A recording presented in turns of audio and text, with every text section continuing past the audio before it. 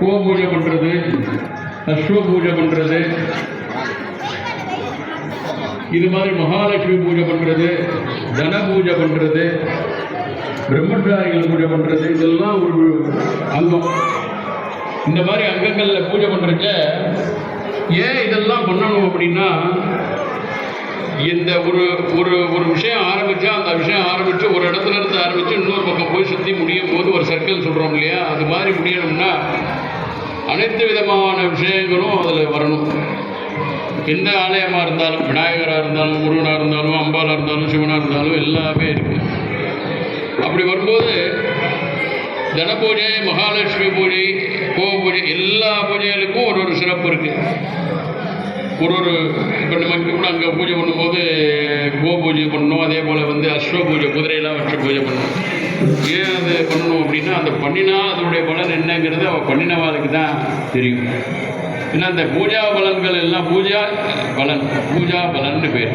இந்த பூஜைக்குரிய பலன்கள் எல்லாம் அனுபவிச்சுக்குத்தான் பெற முடியுமே தவிர அதை சொல்லலாம் வேணா, அதை உணர முடியும். சொல்லலாம் அப்படி இருக்கும் அப்படின்னு. ஆனால் அதை உணர்றது அப்படிங்கிறது எப்போ செய்கிறோமோ அப்போ தான் முடியும். எப்படி அல்வான்னு சொல்லிட்டோம்னா எல்லாருக்கும் தெரியும் அது திதிப்பாக இருக்கும் அப்படின்னு. அல்வா திதிப்பு எப்படி இருக்கும்னு கேட்டால் எப்படி சொல்ல முடியும்? அல்வான்னு சொல்லியாச்சுன்னா எல்லாருக்குமே தெரியும் அது எப்படி இருக்குன்னா திதிப்பாக இருக்கும்னு சொல்லிடும். திதிப்பு ஒருத்தர் கேட்டாருன்னா நம்ம எப்படி பதில் சொல்ல முடியும்? நீ ஒரு பக்கம் வாங்கி சாப்பிட்டு தான் சொல்லணும், அப்போ தான் அது தெரியும். அது மாதிரி தான் இந்த உணர்வுகள்ங்கிறது, அதான் ஃபீலிங், அந்த ஃபீல் பண்ணுறது, அதை உணர்றது. அப்போ இந்த மாதிரி ஒரு மங்கள வைபவ விழாக்களில் இந்த மாதிரி ஒரு ஃபங்க்ஷனில் பூஜைகள்லாம் பண்ணிகிட்டே வர்றதுக்கு மகாலட்சுமி பூஜை, குத்துவிளக்கு பூஜை, நிறைய விழாக்களில் ஆடி மாதங்கள்லாம் சரி, தை மாதங்கள்லேயும் சரி, வரிசையாக குத்துவிளக்கு பூஜை நிறைய நடக்கும். குத்துவிளக்கு பூஜை நடத்துறதுக்குனே ஒரு தனி இதுவே இருக்குது. அதெல்லாம் ஒரு 1008, 1,08,008 இதெல்லாம் வச்சு பண்ணுறா. ஆனால் அந்த மாதிரி ஒரு விழாக்கள் நடக்கணுங்கிறதுக்காகத்தான் இதெல்லாம் ஒரு நம்ம தொடர்ந்து ஆலயங்கள் நடக்கும்போது ஒரு 10 பேர் இருந்தாலும் சரி, 50 பேர் இருந்தாலும் சரி, 500 பேர் இருந்தாலும் சரி, அதை நம்ம பண்ணி வைக்கக்கூடிய ஒரு சூழல் இருக்குது.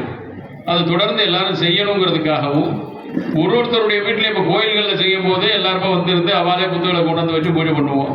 ஆனால் அதே நம்ம என்ன செய்ய போகிறோம், வீட்டில் விளக்கு ஏற்றி வைக்கும் போது பூஜை பண்ணும்போது குத்து விளக்கு ஏற்றுவோம், காமாட்சி விளக்கு வச்சுருப்போம், சில பேர் மகாலட்சுமி இந்த மாதிரி விளக்கு வச்சுட்டு விளக்கு ஏற்றுறது உண்டு.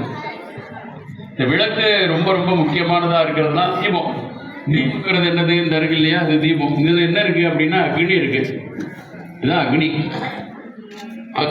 இப்போ மந்திரமே ஆரம்பிக்குது அப்படின்னாலே வேத மந்திரத்தில் முதல் மந்திரம் ஆரம்பிக்கும் போதே பார்த்தீங்கன்னா அக்னிமேலே ரோஹிதம் அப்படி தான் ஆரம்பிக்கிறது.